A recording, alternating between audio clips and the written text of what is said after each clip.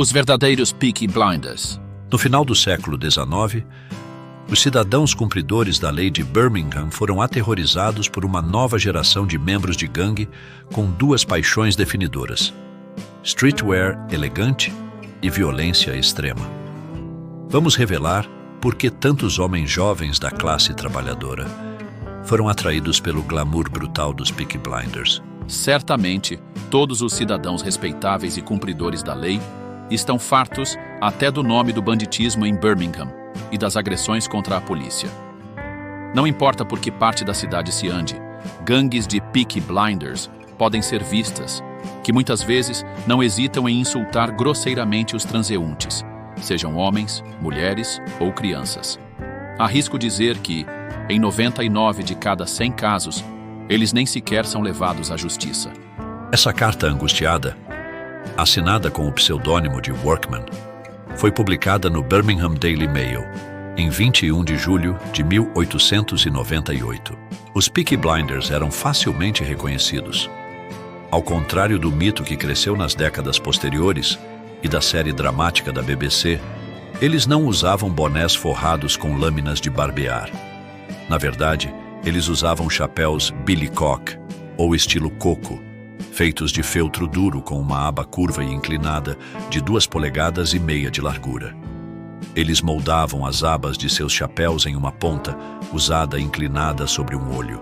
Daí seu apelido. Eles não pertenciam a uma única gangue. Muito pelo contrário. Gangues opostas, todas compartilhando esse estilo extravagante, procuravam umas às outras nas ruas de Birmingham e em confrontos noturnos do lado de fora dos music halls da cidade. O termo Peaky Blinder, adotado na década de 1890, era característico de Birmingham. Em Manchester e na vizinha Salford, os membros de gangues eram conhecidos como Scuttlers. Em Londres, eles ficaram conhecidos pelo rótulo mais duradouro de hooligan. A frustração de Workman era compreensível. 3 dias antes, o policial George Snipe havia sido mortalmente ferido em um distúrbio que chocou a cidade. O policial Snipe e um colega policial chamado Mead estavam patrulhando um distrito pobre ao norte do centro da cidade entre 21h30 e 22 horas, quando eles se moveram em um grupo de 6 ou 7 jovens Roughs que se reuniram do lado de fora do pub Tram Stores, em Hockley Hill. Como um membro do grupo admitiu mais tarde, os homens passaram o dia, um domingo, em uma farra, bebendo o dia todo e brigando a noite toda. Os policiais seguiram os homens até o cruzamento da Bridge Street West, onde o policial Snipe prendeu William Coleraine, de 23 anos, por usar linguagem vil. Quando os 2 policiais tentaram levar Coleraine, ele escapou e os amigos do suspeito tentaram resgatá-lo. Uma multidão se reuniu. Na confusão que se seguiu, alguém atirou um tijolo na cabeça do policial Snipe com tanta força que arrancou seu capacete. O policial ferido foi levado de táxi para o Hospital Geral da cidade, onde morreu nas primeiras horas da manhã seguinte. Uma autópsia revelou que seu crânio havia sido fraturado em 2 lugares. A morte do policial Snipe causou protestos. Comentários editoriais na imprensa de Birmingham protestaram contra a brutalidade, violência e degradação que confrontavam os magistrados da cidade diariamente. De acordo com o Mail, uma grande porcentagem da geração ascendente está emergindo da infância para a idade adulta, sem reconhecer qualquer autoridade e com todos os instintos do bruto selvagem implantados neles. O Mail não estava sozinho ao exigir a introdução de açoites para crimes de violência. Como ele destacou uma reunião pública em St. George's Ward, com a presença de um grande número de trabalhadores, muitos dos quais viviam localmente perto da cena em que o policial Snipe foi agredido, aplaudiu com entusiasmo os apelos para que brutais rufiões de rua fossem açoitados. O sentimento público atingiu o ápice, comentou o Mail, e muito apropriadamente. Uma mulher local chamada Polly Mullins identificou o atirador de tijolos como James Franklin. Aos 19 anos, Franklin trabalhava como cortador de arquivos. Ele foi a julgamento no Birmingham Assizes em 16 de dezembro de 1897, mas o caso contra ele desmoronou quando testemunhas de defesa testemunharam que o tijolo não havia sido atirado por Franklin, mas por George Cloggy Williams, de 19 anos. Franklin foi considerado inocente. Williams fugiu assim que soube que o policial Snipe havia morrido. Ele escapou da prisão até 9 de janeiro de 1898. Quando ele fez sua primeira aparição perante o magistrado estipendiário da cidade, os repórteres notaram que seu cabelo, que é de uma cor clara, estava penteado no estilo aprovado Peaky Blinder, curto na parte de trás e preso em uma franja sobre sua testa. Seu antigo empregador testemunhou que Williams havia trabalhado como chanfrador de vidro por 4 anos antes de sair abruptamente, sem receber seu salário, no dia da morte de Snipe. Ao contrário da descrição predominante de Peaky Blinders como preguiçosos, o empregador disse que Williams havia sido muito trabalhador. Williams, por sua vez, foi julgado no Birmingham Assizes, em 17 de março de 1898. Depois de apenas 2 dias de audiências, ele foi considerado culpado de homicídio culposo e sentenciado à prisão perpétua. Ao proferir a sentença, o Lord Chief Justice, Lord Russell, descreveu o crime como atroz, observando que era pouco distante de assassinato. O juiz evidentemente pensou que o júri tinha sido indevidamente leniente ao considerar Williams culpado apenas de homicídio culposo. Os jornais locais aplaudiram a sentença. Como o Birmingham Daily Post colocou, esperamos que todos os arruaceiros de Birmingham levem a lição a sério. Se o termo Peaky Blinder era novo na década de 1890, a preocupação com a violência entre os jovens nos distritos industriais de Birmingham não era. Como observa a historiadora Barbara Weinberger, os confrontos entre gangues de jovens rivais foram relatados pela primeira vez na cidade durante o início da década de 1870. Suas origens em guerras territoriais travadas entre gangues de rua inglesas e irlandesas. A hostilidade em relação à população católica irlandesa de Birmingham havia se intensificado durante a década anterior. Em junho de 1867, a Park Street, no bairro irlandês da cidade, havia sido amplamente demolida durante os tumultos de Murphy, provocados por uma tirada anticatólica do orador protestante militante William Murphy. O sentimento anti-irlandês foi posteriormente inflamado por relatos de atividade feniana. Durante a década de 1870, de acordo com Weinberger, o sentimento anti-irlandês ofereceu um foco e um alvo para as frustrações dos jovens do centro da cidade que se tornaram institucionalizadas na guerra de gangues. A historiadora oferece 2 explicações adicionais para um aumento relatado em distúrbios de rua e guerras de gangues em Birmingham por volta de 1873 e 1874. A recessão que se seguiu ao boom do início da década de 1870 jogou milhares de jovens desempregados e marginalizados nas ruas. Ao mesmo tempo, as repressões policiais contra a embriaguez e o jogo de rua geravam ressentimentos nos distritos da classe trabalhadora. Os jovens se destacaram nos distúrbios que se seguiram. Membros jovens das gangues de rua de Birmingham se descreviam como sloggers. De acordo com o historiador Philip Gooderson, a hostilidade étnica que desencadeou o conflito de gangues na década de 1870 foi posteriormente eclipsada por lealdades territoriais mais estreitas. A maioria das rixas relatadas na imprensa durante as décadas de 1880 e 1890 envolviam gangues de distritos adjacentes. Os conflitos se espalharam pela conurbação de Birmingham, estendendo-se das favelas centrais até Aston Perry Bar e Balsall Heath, todas elas fora da jurisdição da polícia de Birmingham em 1890. Gangues de rua também se confrontavam em casas de shows.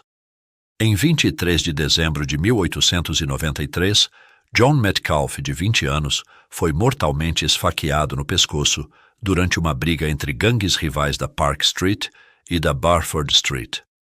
As gangues se enfrentaram do lado de fora do Mucker, a sala de concertos em Digbeth, lutando com as pontas das fivelas de seus cintos e também com facas. Thomas Cherry, um fabricante de pregos de 19 anos, foi posteriormente condenado por homicídio culposo. Ele foi sentenciado a 5 anos de servidão penal. Na década de 1890, os sloggers de Birmingham haviam adotado um uniforme característico. Uma das testemunhas no julgamento de Cherry William Bond exibia um cabelo raspado e calças boca de sino. Era um estilo compartilhado pelos equivalentes dos sloggers em Manchester e Londres, os Scuttlers e os Hooligans. O fabricante de tintas e vernizes de Birmingham, Arthur Matheson, viu de perto os jovens encrenqueiros da cidade quando sua família se mudou para Summer Lane, perto do local onde o policial Snipe foi fatalmente ferido e que era um notório ponto de encontro dos Peakies. Em suas memórias, Matheson pintou o Peaky Blinder como intensamente consciente do estilo. Ele tinha orgulho de sua aparência pessoal e se vestia com habilidade. Calças boca de sino presas por um cinto de fivela, botas com pregos, uma espécie de jaqueta, um cachecol chamativo e um chapéu de bico com uma aba longa e alongada. Este chapéu era usado bem sobre um olho, daí o nome Peaky Blinder. Seu cabelo era cortado à escovinha por toda a cabeça, exceto por um topete na frente que era longo e colado obliquamente na testa. Como Matheson apontou, a maioria dos Peakies pertencia a uma gangue de sloggers. Ele via esses jovens como o produto da pobreza, da miséria e do ambiente de favela. Para Matheson, que vivia em Summer Lane, com favelas abundantes por toda parte, era muito evidente que a violência juvenil era o subproduto de duras condições sociais e econômicas. O historiador Philip Gooderson qualifica essa avaliação, apontando que os conflitos de gangues não apenas se estendiam além das favelas da cidade, mas também atraíam muitos jovens para o trabalho em tempo integral. As ocupações dos sloggers que compareciam em massa perante os magistrados, de acordo com Gooderson, eram lidas como uma chamada da força de trabalho industrial de Birmingham. Fundidor de latão, fundidor de ferro, fabricante de paralamas, batedor, fabricante de dobradiças, lixador, estampador, fabricante de lustres, polidor de armas, construtor de carruagens, fabricante de óculos, soprador de vidro. Metade deles trabalhava nas indústrias de ferro ou latão, os setores dominantes da economia local. Nenhum deles, no entanto, poderia ser descrito como classe média. A labuta, assim como a corrida em Manchester e Salford, era um passatempo da classe trabalhadora, refletindo os elogios atribuídos às demonstrações de destreza e resistência na luta em bairros da classe trabalhadora. Os jovens de classe média, com maiores oportunidades e melhores perspectivas, não tinham incentivo para arriscar ferimentos e prisão. O Mail enviou um repórter para Summer Lane, onde Matheson viveu no início da década de 1890, e o correspondente relatou um encontro com uma Moll de um Peaky. Ela também era facilmente identificada por sua aparência, uma vez que espelhava a do próprio Peaky Blinder. Havia a mesma exibição luxuosa de botões de pérola, a franja bem desenvolvida obscurecendo toda a testa e descendo quase até os olhos, e o característico lenço de seda de cor berrante cobrindo sua garganta. Sua cabeça estava escondida sob um chapéu elaborado de dimensões consideráveis e decorado com penas e papoulas. Curiosamente, no final da década de 1890, o uniforme do Peaky Blinder incorporou os botões de pérola tipicamente associados ao vendedor de rua de Londres. O repórter concluiu com pesar que as Molls de Summer Lane eram um grupo sofredor. Nos anos anteriores à Primeira Guerra Mundial, os antolhos de pico de Birmingham desapareceram de vista. Gooderson atribui o declínio das gangues de slogging e o desaparecimento concomitante dos Peakies a uma série de fatores, que vão do crescimento do futebol como uma fonte alternativa de excitação. Para os jovens da classe trabalhadora, há uma repressão tardia da polícia e do judiciário. Como todas as modas jovens, o estilo Peaky Blinder tinha uma vida útil limitada. Nas primeiras décadas do século XX, os jovens em Birmingham, assim como em outros lugares da Grã-Bretanha, começaram a olhar para Hollywood em busca de um novo senso de glamour. Se um jovem vestido como um Peaky Blinder tivesse aparecido em Birmingham na década de 1920, ele teria sido recebido com espanto, embora os transeuntes de meia-idade pudessem ter rido em reconhecimento. Em 1936, quase 40 anos após seu fim, as memórias dos Peaky Blinders foram despertadas por uma série de cartas publicadas na coluna Notes and Queries, do Birmingham Weekly Post. Um leitor tinha visto muitos policiais e civis igualmente derrubados por eles. Em resposta, Bred and Born Broom insistiu que o Peaky Blinder era apenas um trabalhador comum. Ele sempre poderia ser encontrado trabalhando durante o dia em alguma fundição de latão, fazendo sua parte no torno ou talvez como polidor ou ainda na oficina de fundição. Outro correspondente, F. Atkins, foi inflexível ao dizer que muitos leitores têm uma concepção errada dos Peaky Blinders. Suas ações eram principalmente restritas a gangues rivais e à polícia. O público em geral raramente era atingido, a menos que interferisse. O Sr. Atkins também revelou como o chapéu que deu ao pique seu nome foi criado.